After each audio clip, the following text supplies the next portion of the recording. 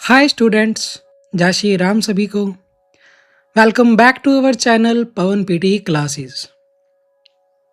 पिछले काफ़ी टाइम से मैं देख रहा हूँ कि आप में से लगभग 80% स्टूडेंट्स सिर्फ एक टास्क की वजह से फेल हो रहे हैं।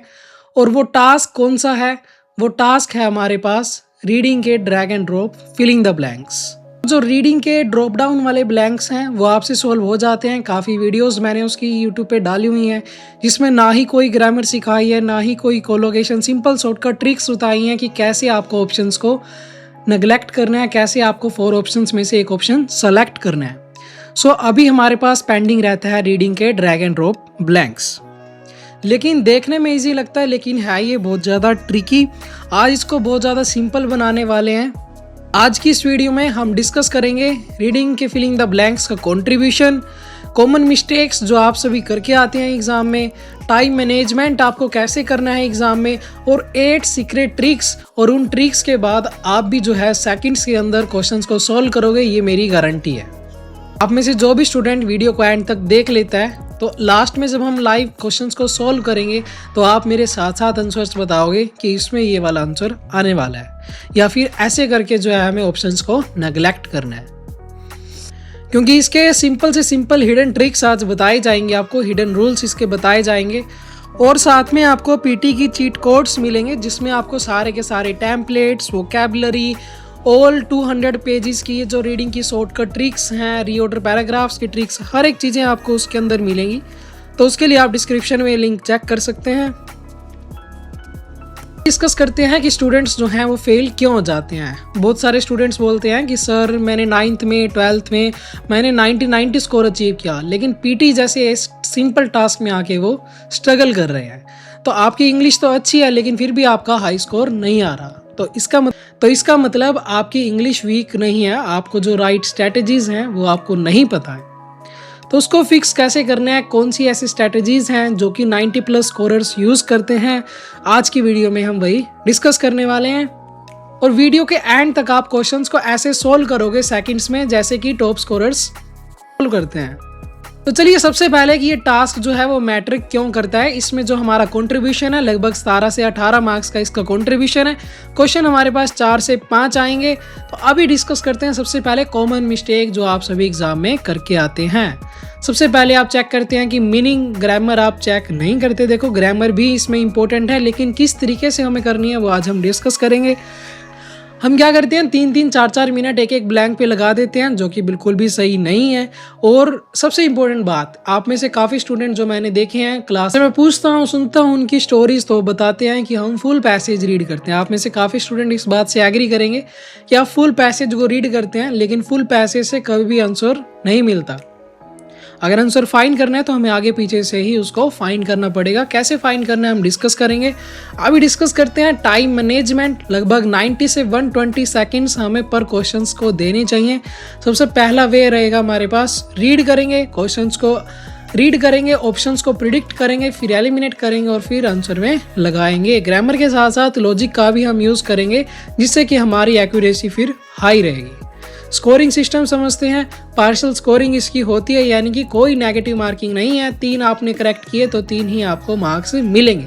तो यानी कि आपको क्वेश्चन कभी भी ये स्किप नहीं करने हैं। आप चाहे गलत आंसर लगा के आना, लेकिन स्किप नहीं करना। एलिमिनेशन मेथड का यूज़ करेंगे। सिंपल से सिंपल ट्रिक्स हैं, चलिए उनको एक एक करके डिस्कस करते हैं। सबसे पहली जो हमारी ट्रिक रहेगी, 8 ट्रिक्स के बारे में मैंने आपको कहा था। सबसे पहली हमारी ट्रिक क्या रहेगी इसमें, पार्ट ऑफ स्पीच मैच। सुनने में ग्रामर जैसा आपको लग रहा होगा, लेकिन जिस तरीके से आपको मैं समझाऊंगा वो टॉपिक आपको बिल्कुल क्लियर होने वाला है। नाउन, वर्ब, एडजेक्टिव, एडवर्ब, ये होते हैं पार्ट ऑफ स्पीच के। सबसे पहले check before and after. Before and after हम चेक करेंगे। अगर हमें मिल जाता है आर्टिकल, आर्टिकल कौन कौन से होते हैं, जैसे कि ए, एंड, द, तो अगर उसके बाद ब्लैंक आ गया तो हम लगाएंगे फिर नाउन। और अगर हमारे पास है हेल्पिंग वर्ब, जैसे of, in, to, the, for, तो उसके बाद हम लगाएंगे वर्ब या फिर एडजेक्टिव। कुछ एग्जाम्पल डिस्कस करते हैं। जैसे हमारे पास है ए डैश डिसीजन, ए के बाद ब्लैंक आ गया, आर्टिकल हो गया, आर्टिकल के बाद ब्लैंक है तो क्या आएगा आंसर में, नाउन आएगा। नाउन जैसे कि हो गया हमारे पास अनएनिमस, ए अनएनिमस डिसीजन। दूसरा देखते हैं डैश कंप्लीटेड, ब्लैंक के बाद क्या आ गई, वर्ब आ गई। तो अभी आंसर क्या आएगा, सक्सेसफुली। क्या आ जाएगा, एडवर्ब। ये चीज़ का आपको ध्यान रखना है कि अगर ब्लैंक के बाद वर्ब है तो हम क्या लगाएंगे, एडवर्ब, जिसकी पहचान क्या होती है, ly। लगभग इस मेथड से आपका 70% जो ब्लैंक्स हैं ड्रैग एंड ड्रॉप वो सोल्व हो जाएंगे। जब हम करेंगे तो आपको ज़्यादा अच्छे से डीप में समझ में आएगा। जो हमारा शॉर्टकट नंबर 2 है वो रहेगा सिंगुलर प्लूरल एग्रीमेंट। यानी कि आपको ये देखना है कि सेंटेंस कैसे चल रहा है, ब्लैंक से पहले वाला सिंगुलर है या फिर वो प्लूरल है। अगर सिंगुलर है तो हमारा आंसर भी होगा सिंगुलर, अगर प्लूरल है तो हमारा आंसर होगा स्टूडेंट्स प्लूरल। जैसे कि द नंबर ऑफ डैश, यहाँ पे आंसर क्या आना चाहिए, इज। जैसे कि a variety of issues, plural sound कर रहा है तो आंसर क्या आना चाहिए, वर। द नंबर ऑफ क्या है, सिंगुलर है, और ए वेराइटी ऑफ इश्यूज क्या है हमारे पास, प्लूरल है। और अगर हम ए लगा देते हैं आगे कि ए नंबर ऑफ, तो वो क्या बन जाएगा, प्लूरल। ए का यानी कि काउंट कहाँ पे होती है, प्लूरल में। दा की कहाँ होती है, सिंगुलर। प्लूरल के साथ हमेशा सिंगुलर वाला आएगा, प्लूरल के साथ हमेशा प्लूरल वाला आएगा।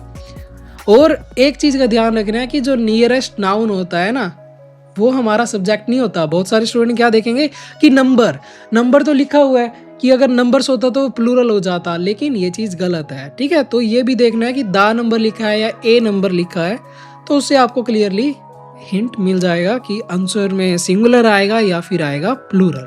शॉर्टकट नंबर 3 क्या रहेगा हमारे पास, टेंस की कंसिस्टेंसी। एक सेंटेंस को हम कीप करके रखेंगे, अगर हमारे पास प्रेजेंट में है तो प्रेजेंट में, प्लूरल में, पास्ट में है तो फिर वो पास्ट में। सबसे पहले आइडेंटिफाई करेंगे मेन सेंटेंस को। रिसर्चर्स क्या हिंट दे रहा है, रिसर्चर्स क्या किया, रिसर्चर्स ने एनालाइज्ड। जैसे कि साइंटिस्ट बिलीव, क्या साउंड कर रहा है कि साइंटिस्ट ने बिलीव किया, प्रेजेंट की तरफ इशारा कर रहा है, तो क्या आ सकता है आंसर में, इज आएगा। रिसर्चर्स पास्ट की तरफ है ना, तो क्या आएगा, एनालाइज। साइंटिस्ट बिलीव प्रेजेंट की तरफ इशारा कर रहा है, तो क्या आएगा, इज। फर्स्ट 2 लाइन से ही, 2 वर्ड से ही हमें क्लू मिल जाएगा, पूरा रीड करने की हमें नीड बिल्कुल भी नहीं है। तो इसमें हमें क्या पता लगा कि ये क्या है, प्रेजेंट टेंस। और अगर फिर भी आपसे जो है वो ब्लैंक्स वगैरह सोल्व नहीं होते हैं इन 8 मेथड्स के बाद भी, इन 8 सीक्रेट ट्रिक्स के बाद भी, जब हम क्वेश्चन सॉल्व करेंगे, तो आप हमारी ऑनलाइन क्लासेस भी ज्वाइन कर सकते हैं, जिसमें कि आपको 10 से 15 दिन के अंदर अंदर आपकी रिक्वायरमेंट कंप्लीट हो जाएगी और उस चीज़ की आपको गारंटी भी मिलती है। आपको live interaction, online classes, group classes और 1-on-1 क्लासेस दोनों ही प्रोवाइड करवाई जाती हैं। सभी ऑल पीटी के module, speaking, writing, reading, listening, सभी के शॉर्टकट ट्रिक्स आपको बताई जाएंगी क्लासेस में। क्या क्या उसमें इंक्लूड रहेगा, लेटेस्ट अपडेटेड टेम्पलेट्स, हर एक एग्ज़ाम की ट्रिक्स, प्रिडिक्शन फाइल। और जो हम प्रिडिक्शन फाइल लेते हैं वो एग्ज़ाम में 100% एक्यूरेट होती है। आप में से जिन भी स्टूडेंट ने क्लास लगाई होगी उन्हें पता होगा इस चीज़ के बारे में। Practice material, mock test analyse, personalise performance analysis. क्या होता है कि स्टूडेंट्स जब हम ऑफलाइन क्लासेस वगैरह लगाते हैं तो हमें हर एक चीज़ें, हर एक सुविधा हमें मिल जाती हैं, लैपटॉप, इंटरनेट कनेक्शन, हर एक चीज़ें। लेकिन कोई भी ट्यूटर आपके साथ स्टैंड होके आपको गाइड नहीं करता कि आप यहाँ पे मिस्टेक कर रहे हैं। और जब तक आपको अपनी मिस्टेक का पता नहीं लगेगा तब तक आपकी इम्प्रूवमेंट होने वाली नहीं है। हमारा प्रोमिस रहता है कि अगर आपको 2 दिन में इम्प्रूवमेंट नहीं दिखती है तो आपकी सारी की सारी फीस रिफंड है, अगर आपको अपने स्कोर में कोई भी इम्प्रूवमेंट नहीं दिखती है फर्स्ट 2 डेज के अंदर। नेक्स्ट हमारे पास ट्रिक नंबर 4, वो है हमारे पास वोकैबुलरी ट्रिक्स। वोकैबुलरी ही खाली जो है वो इनफ नहीं रहती है, उसके साथ साथ और भी काफ़ी चीज़ें हैं जो कि आपका पूरा वे ही चेंज कर देती है, आपका पूरा देखने का नज़रिया ही चेंज कर देती है ब्लैंक्स को, जो कि इनको इजी बनाती हैं। शॉर्टकट नंबर 5 पे हमारे पास रहेगा कोलोकेशन। कोलोकेशन जैसे कि वर्ड पार्टनर्स, यानी कि इस वर्ड के बाद ये वर्ड ही आता है, वो फिक्स रहते हैं वर्ड्स। कैसे आपको वो याद होंगे, बुक्स वगैरह आप जितनी रीड करोगे, जितना इंग्लिश में आप चीज़ों को देखोगे, रीड करोगे, उतनी ज़्यादा आपको कोलोकेशंस वगैरह ये याद रहेंगी, क्योंकि ऐसे कोलोकेशंस को याद करना पॉसिबल नहीं है। लेकिन कुछ इंपॉर्टेंट कोलोकेशंस हैं जो कि मैंने उस बुक में डाली हुई हैं, जो कि बार बार एग्जाम में रिपीट आती हैं। एग्जाम्पल के लिए जैसे कि natural combination, strong evidence, rapid growth, make a decision. कौन सी कोलोकेशन नहीं है कि पावरफुल एविडेंस, ये कोलोकेशन नहीं है। फास्ट ग्रोथ नहीं है collocation. Do a decision collocation नहीं है। तो कुछ कॉमन कोलोकेशन अगर आपको लर्न करनी है तो आप वो बुक बाय कर सकते हैं। उसमें आपको हर एक चीज़ें मिलेंगी, collocation, vocabulary, spellings, paraphrasing words, important ऐसे, इंपॉर्टेंट टेम्पलेट्स, हर एक जो भी पीटी में हर एक सीक्रेटरीज उसमें डाली हुई हैं। नेक्स्ट है हमारे पास शॉर्टकट नंबर 6, वो है हमारे पास कोनोटेशन।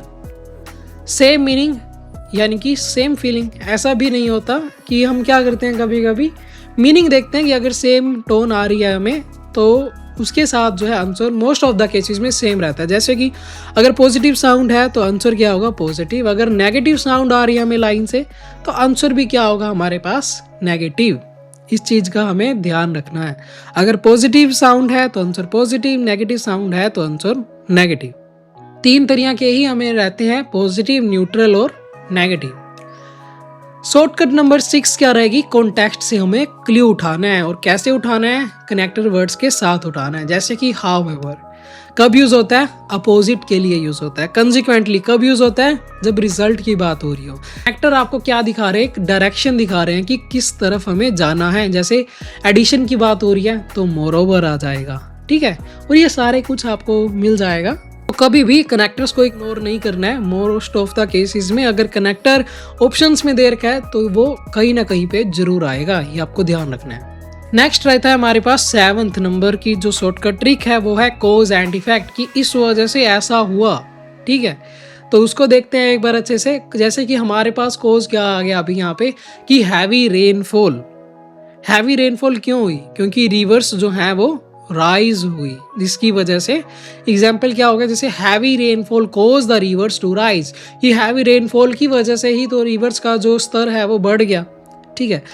कॉज है हमारे पास स्ट्राइक, इसका जो इफेक्ट कहाँ पे पड़ेगा, प्रोडक्शन की डिक्लाइन होगी, ठीक है। जैसे कि the workers went on strike so production decline. Workers strike पे चले गए, जो प्रोडक्ट जिससे कि क्या हुआ, जो हमारी प्रोडक्शन है वो रुक गई, डिक्लाइन हो गई। Step number 8 most important step है। लगभग 90% केसेस में यही स्टेप जो है वो यूज़ होने वाला है। इसको ध्यान से समझना, डीप में समझेंगे इसको। 3 स्टेप एलिमिनेशन। कभी भी रैंडमली गैस इसको नहीं करेंगे, लॉजिकली थिंक करेंगे। 3 स्टेप का मेथड है ये। सबसे फर्स्ट मेथड हमारे पास क्या रहने वाला है, ग्रामर का फिल्टर, ठीक है। स्टेप 2 हमारे पास क्या रहेगा, कोलोगेशन का फिल्टर। स्टेप 3 हमारे पास क्या रहेगा, लॉजिक। सभी को कैसे करना है एक बार ध्यान से समझते हैं। स्टेप 1 से समझते हैं। स्टेप 1 था हमारे पास ग्रामर फिल्टर। एग्जाम्पल के साथ इनको समझेंगे। ग्रामर यानी कि नाउन, वर्ब हो सकती है, एडजेक्टिव हो सकता है, एडवर्ब, सिंगुलर, प्लूरल या फिर टेंस, ठीक है। अब एक बार इनका एग्जाम्पल भी समझ लेते हैं ताकि आपको क्लियर हो जाए प्रॉपर तरीके से। Experts dash that climate change will increase temperature. Experts का डैश है कि climate change will increase temperature. तो एक्सपर्ट्स क्या कर रहे हैं, प्रिडिक्शन, प्रिडिक्टेबल, प्रिडिक्ट या प्रिडिक्टेड। करेक्ट आंसर क्या आ जाएगा, प्रिडिक्ट, क्योंकि यहाँ हमें एक्सपर्ट्स के बाद प्रेजेंट टेंस वर्ब चाहिए। एक्सपर्ट्स के बाद किस चीज़ की डिमांड कर रहा है, सिंगुलर के साथ ऐसा आया हुआ है तो क्या आना चाहिए, यहाँ पे सब्जेक्ट में एस भी लगा हुआ है तो हमारे पास यहाँ पे प्रेजेंट टेंस की तरफ इशारा कर रहा है ये। और प्रेजेंट टेंस में हमें सिंगुलर वर्ब चाहिए, सिंपल वर्ब, बेस फॉर्म चाहिए, जो कि हमारे पास बनती है यहाँ पे प्रिडिक्ट। सेकंड स्टेप क्या रहेगा, कोलोगेशन फिल्टर। इंग्लिश में कुछ वर्ड्स फिक्स होते हैं, जैसे कि मैंने आपको ऑलरेडी अभी पीछे बताया कि इनके साथ यही आता है, ए डैश इम्पैक्ट। ऑप्शन है सिग्निफिकेंट, लार्ज, इंपॉर्टेंट और पावरफुल। ये सिग्निफिकेंट इम्पैक्ट बोलने में भी काफ़ी ज़्यादा बेटर साउंड कर रहा है, तो ये क्या है, अभी कोलोगेशन वाला हमारा सेकंड मेथड रहेगा। ए लार्ज इम्पैक्ट, बहुत बड़ा इम्पैक्ट, कुछ खास नहीं बन रहा। इंपॉर्टेंट इम्पैक्ट नहीं होता है, इंपॉर्टेंट न्यूज़ हो सकती है, पावरफुल डिसीजन हो सकता है कोलोगेशन के अकॉर्डिंग्स। तो हमारा इसमें क्या आंसर रहेगा फिर, जैसे ए सिग्निफिकेंट इम्पैक्ट हो गया, मेजर रोल हो गया, स्ट्रॉन्ग एविडेंस हो गया, make a decision, conduct research, ये कुछ इसके एग्जाम्पल्स हो गए। जो हमारा थर्ड स्टेप रहेगा वो रहेगा लॉजिक फिल्टर। अब ग्रामर और कोलोगेशन के बाद सेंटेंस का मीनिंग चेक करना बहुत जरूरी है। जैसे कि heavy rainfall cause rivers to dash, कि हैवी रेनफॉल हुई जिससे कि रिवर्स क्या हुई होंगी, बारिश ज़्यादा आई तो रिवर्स का पानी क्या होगा, राइज हुआ होगा। तो राइट आंसर क्या होगा हमारे पास, राइज या डिसअपियर। अब बारिश आई है तो पानी डिसअपियर तो होने से रहा, तो आंसर क्या होगा फिर, यानी कि राइज होगा। तो सबसे पहला मेथड ग्रामर, सेकंड मेथड कोलोगेशन और थर्ड मेथड रहेगा लॉजिक का। एग्जांपल देखते हैं, ए डैश इम्पैक्ट। ग्रामर क्या बता रही है हमें कि एडजेक्टिव चाहिए, ठीक है। कोलोकेशन बता रही है कि सिग्निफिकेंट इम्पैक्ट। सेकेंड एग्जाम्पल देखते हैं, एक्सपर्ट्स डैश। ग्रामर क्या बता रही है हमें कि एक्सपर्ट्स के बाद प्रेजेंट है तो हमें चाहिए यहाँ पे वर्ब, और आंसर क्या आ जाएगा फिर हमारे पास, प्रिडिक्ट। एक्सपर्ट्स प्रिडिक्ट कर रहे हैं। लास्ट है रूल इसमें 4 सेकंड का रूल, काफ़ी ज़्यादा इंपॉर्टेंट। सबसे पहले रीड करेंगे, सेकंड नंबर पे स्कैन करेंगे पैराग्राफ को, थर्ड नंबर पे फिल्टर करेंगे जो भी हमने अभी ट्रिक सीखी है, फोर्थ नंबर पे आंसर को फिल करेंगे। एक कॉन्फिडेंट डिसीजन आपका स्कोर 58 से 84 रीडिंग में कर सकता है। यानी कि स्ट्रैटेजी ज़्यादा ज़रूरी है नॉलेज से, ग्रामर से ज़्यादा ज़रूरी आपकी स्ट्रैटेजी है। 10 सेकंड का ये हमारा रूल रहेगा, गैस करेंगे और आगे हम मूव करेंगे, एक ही ब्लैंक पे हम स्टक नहीं रहेंगे। ठीक है, कैसे इनको अप्लाई करने चीज़ों पे अभी एक बार लाइव प्रैक्टिस करते हैं। तो चलिए स्टूडेंट्स, अब क्वेश्चन को हम सोल्व करते हैं। ओपन करते हैं रीडिंग के drag and drop, July prediction निकालते हैं। स्टार्टिंग से क्वेश्चन करके देखते हैं, 3 क्वेश्चन स्टार्ट करते हैं। क्वेश्चन में सबसे पहले हम ऑप्शंस को देखेंगे। ऑप्शंस हमारे पास हैं यहाँ पे, suffered, endure, while, continent, remains, enjoyed और because. Although Botswana is rich in diamonds, it has high unemployment and stratified socioeconomic classes. In 1999, the nation dashed its first budget deficit in 16 years. तो ये sentence के according हमें क्या दिखा रहे हैं यहाँ पे, जो हमारा सब्जेक्ट है वो क्या हो गया, द नेशन, ऑब्जेक्ट क्या हो गया, फर्स्ट बजट डिफिसिट, और आइडिया किसकी तरफ कर रहा है, 16 ईयर्स, यानी कि पास्ट सेंटेंस। सब्जेक्ट ये ऑब्जेक्ट है, बीच में क्या आनी चाहिए, वर्ब आनी चाहिए। पास्ट है तो कैसी वर्ब आएगी, ईडी फॉर्म। तो डायरेक्ट आंसर आ जाएगा यहाँ पे suffered. Dash of A slump in the international market. तो ये यहाँ पे सेकंड वाला ब्लैंक सिंपल ही है कि स्लम्प आया डायमंड मार्केट में, जिसकी वजह से जो है हाई अनएम्प्लॉयमेंट वगैरह हुआ, तो बिकॉज ऑफ, और बिकॉज ऑफ एक सिंपल एक कोलोकेशन है। नेक्स्ट करते हैं कि येट बोट्सवाना। अब ये किसकी तरफ इशारा कर रहा है कि अभी भी ऐसे बोट्सवाना, तो कैसी तरफ इशारा कर रहा है, प्रेजेंट की तरफ इशारा कर रहा है। One of the wealthiest and most stable countries on the African dash. तो इशारा हमें प्रेजेंट की तरफ कर रहा है, तो हमारे पास ऑप्शन में क्या क्या बने आप यहाँ पे वर्ब आएंगी, तो remains, enjoyed, most of the cases में बस यही 2 है हमारे पास यहाँ पे। तो बोट्सवाना डैश, तो सिंपल प्रेजेंट है, तो हमारे पास क्या आ जाएगा फिर यहाँ पे, Botswana remains one of the wealthiest and most stable countries of the African continent. बचा भी सिर्फ, क्योंकि बाकी के ऑप्शंस तो कट ही हो गए, एंजॉय वगैरह, और वाइल आता है स्टूडेंट्स इट के साथ, तो क्या आ गया यहाँ पे, अफ्रीकन कॉन्टिनेंट, एक सिंपल कोलोकेशन थी। नेक्स्ट करते हैं सेकंड वाला क्वेश्चन, इसको चेक करते हैं एक बार, आंसर्स ऑल करेक्ट है, okay all right. Next question निकालते हैं। नेक्स्ट क्वेश्चन है हमारे पास, हार्ड क्वेश्चन है, 197 टाइम्स एग्जाम में भी आया है। ऑप्शंस देखते हैं सबसे पहले, crevice, container, commitment, creature, arrangement, plant, expression और इल्यूजन। सबसे पहले स्टूडेंट्स, जिसका मीनिंग नहीं पता, जो बहुत कम सुना हो, उसको तो ऑप्शन में से कट ही कर देंगे हम। तो क्रिवाइस, रिवाइस, इसको हम कर देते हैं कट, हमने नहीं सुना, बहुत कम सुना, ये तो आंसर में नहीं आने वाला। ठीक है, फर्स्ट वाला ब्लैंक रीड करते हैं। More than simply putting flower in a dash, ikebana is a discipline art from in which nature and humanity are brought together.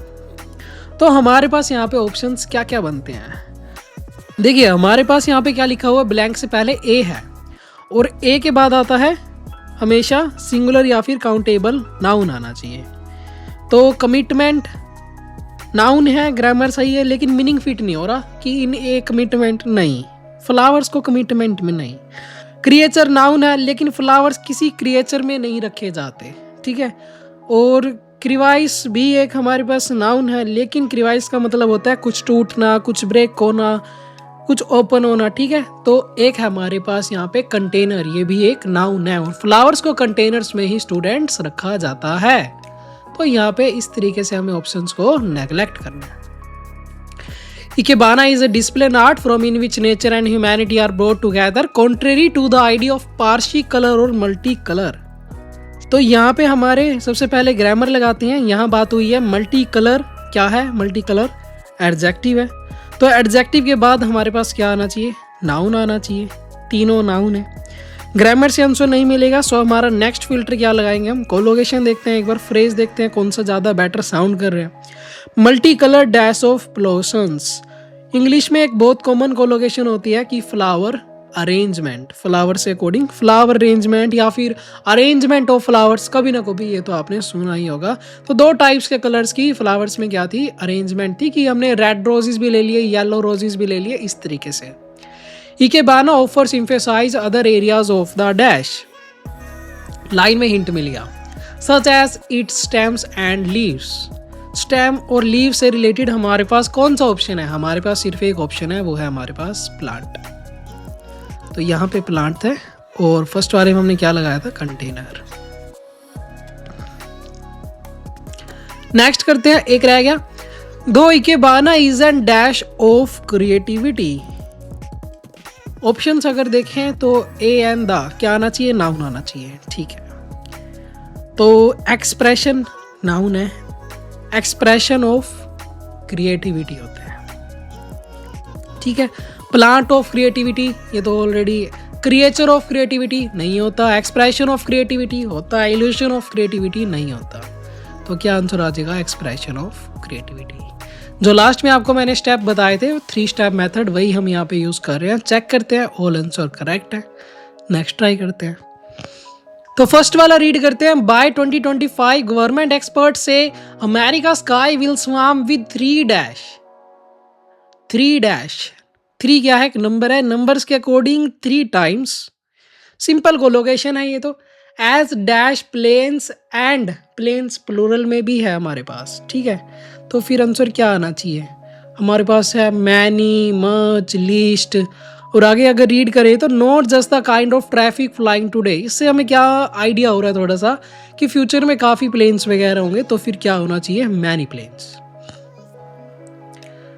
There will be dash of tiny jets, dash of कि वहाँ पे कितने jets होंगे, वही future में कितने jets होंगे, बहुत सारे होंगे ना। तो डैश ऑफ होती है कोलोकेशन, 1000 ऑफ, कोलोकेशन हो गई सिंपल।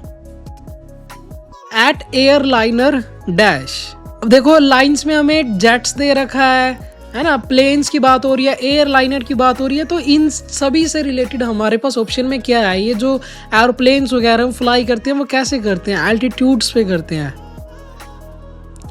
उसके बाद competing for space with remotely operated drones that need help avoiding mid air dash, क्या चीज़ अवॉइड करनी चाहिए जो कि मिड एयर में हो सकती है, क्या हो सकता है मिड एयर में। अभी यहाँ पे आसमान में अगर प्लेन्स फ्लाई कर रहे हैं तो वहाँ पे क्या हो सकता है और क्या हमें रोकना चाहिए, हमें क्या रोकना चाहिए, हमें रोकना चाहिए collision.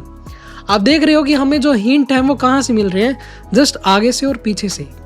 And with commercially operated rockets carrying dash and tourists into space, वो रॉकेट्स जो कैरी करते हैं डैश को और टूरिस्ट को स्पेस में। तो रॉकेट्स क्या क्या कैरी करते होंगे, रॉकेट्स ट्रैफिक कैरी करते होंगे, नहीं तो रॉकेट्स पैसेंजर्स कैरी करते होंगे। ये तो बात आई गया कि टूरिस्ट, तो फिर हम सेम वर्ड्स का यूज़ तो नहीं करेंगे। तो और क्या हो सकता है, रॉकेट्स क्या कैरी करते होंगे, सैटेलाइट्स, हाँ कर सकते हैं ना, रॉकेट सैटेलाइट कैरी करते हैं, और टूरिस्ट को जो स्पेस में हमें भिजवाने होते हैं, जो रिसर्च वगैरह करते हैं वहाँ जाके, ठीक है। तो यहाँ पे हमारे पास क्या आंसर आ जाएगा, सैटेलाइट्स। ऑल आंसर करेक्ट है। अगर फिर भी आपको रीडिंग हार्ड लगती है तो आप व्हाट्सएप पे मैसेज कर सकते हैं, और अगर आपको ये सारी ट्रिक्स वगैरह चाहिए, ग्रामर की all shortcut tricks, collocations, vocabulary, तो आप वो बुक बाय कर सकते हैं। और अगर आपको अपना स्कोर 10 से 15 दिन में अचीव करना है तो उसके लिए आप ग्रुप क्लासेस या फिर पर्सनल क्लासेस ज्वाइन कर सकते हैं। व्हाट्सएप पे आप हाई टेक्स्ट करें, वहाँ पे आपको पूरा डिटेल में मिल जाएगा। सो फिर मिलते हैं हम किसी अनदर वीडियो के साथ, तो तब तक के लिए जय श्री राम सभी को।